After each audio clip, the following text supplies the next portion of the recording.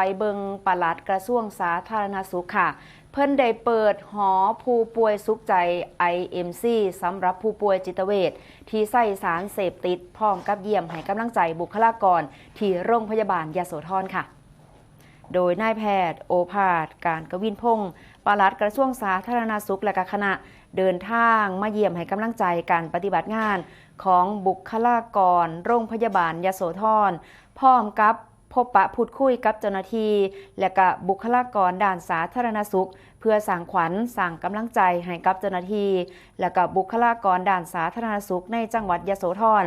ซึ่งก็มีนายแพทย์วิทยาวัฒนาเรื่องโควิดนายแพทย์สาธารณสุขจังหวัดยโสธรนายแพทย์สุดชายเลยว่านิจเจริญผู้อำนวยการโรงพยาบาลยโสธรผู้บริหารด้านสาธารณสุขบุคลากรเจ้าหน้าที่โรงพยาบาลยโสธรสำนักงานสาธารณสุขจังหวัดยโสธรและก็หน่วยงานที่เกี่ยวข้องให้การต้อนรับพร้อมกับนำเยี่ยมชมการเล่นดนตรีไทย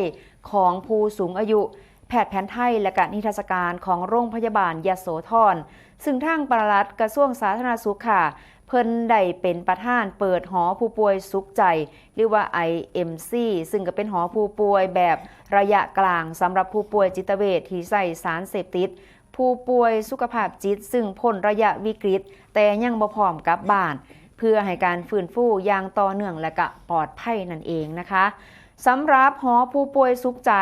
IMC ก็มีจำนวนอยู่12เตียงให้บริการในระบบปิดนะคะแบบปลอดภัยมีพื้นที่เหมาะสมต่อการบำบัดฟื้นฟูสมรรถภาพของผู้ป่วย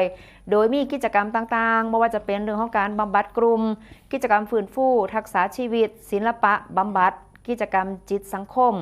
การมีส่วนร่วมของครอบครัวและก็ชุมชนเพื่อป้องกันการกลับมาใส่สารเสพติดพร้อมทั้งเป็นการค้นหาแบบการดูแลผู้ป่วยจิตเวชที่ใส่สารเสพติดแบบระยะกลางในระดับจังหวัดเป็นแหล่งเรียนรู้ให้กับโรงพยาบาลชุมชนพัฒนาเรื่องของศักยภาพบุคลากรในพื้นที่และก็ยกระดับคุณภาพชีวิตในการดูแลผู้ป่วยให้ปลอดภัยมีประสิทธิภาพและก็เกิดความยั่งยืนต่อไปนั่นเองค่ะ